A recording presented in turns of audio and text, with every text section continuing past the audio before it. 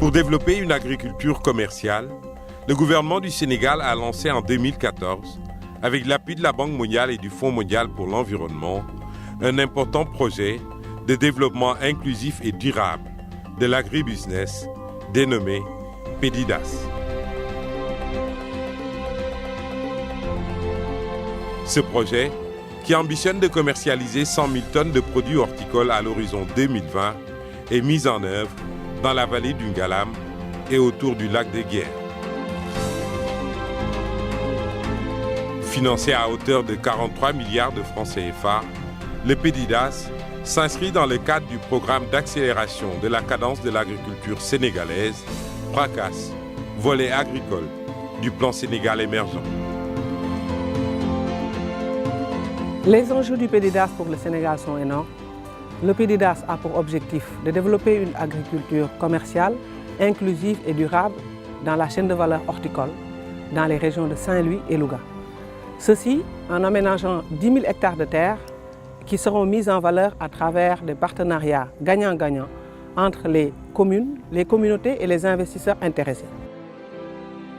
Pour booster la production et accélérer les performances agricoles, le PEDIDAS met à la disposition des investisseurs nationaux et étrangers des terres dans des zones horticoles à fort potentiel hydraulique et avec un climat propice. Ces atouts sont consolidés par une gestion durable des ressources dans les localités qui comptent de nombreuses réserves naturelles. C'est donc après un long processus de concertation avec les communautés et les collectivités locales que plus de 10 000 hectares ont été mis à la disposition du projet.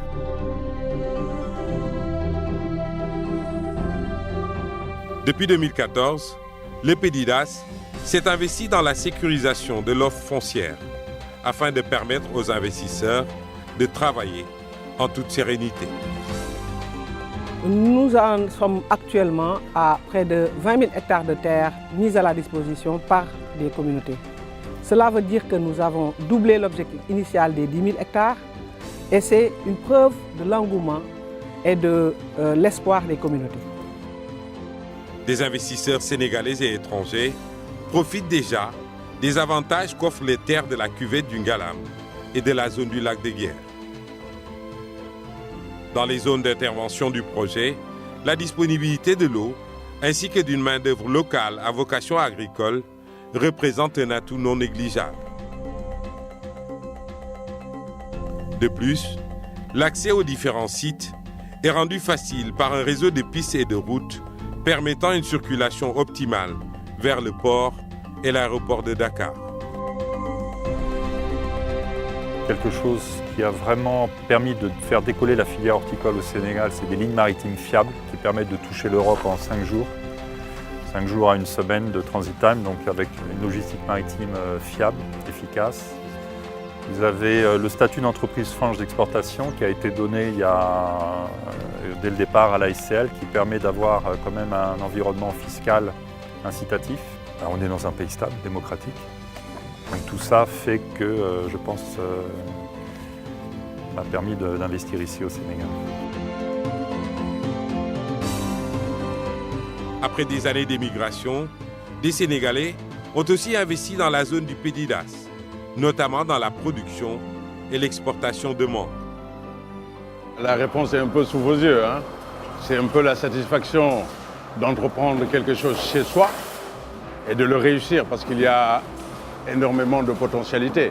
Il suffit tout simplement d'y croire, de rentrer et d'y aller, quoi.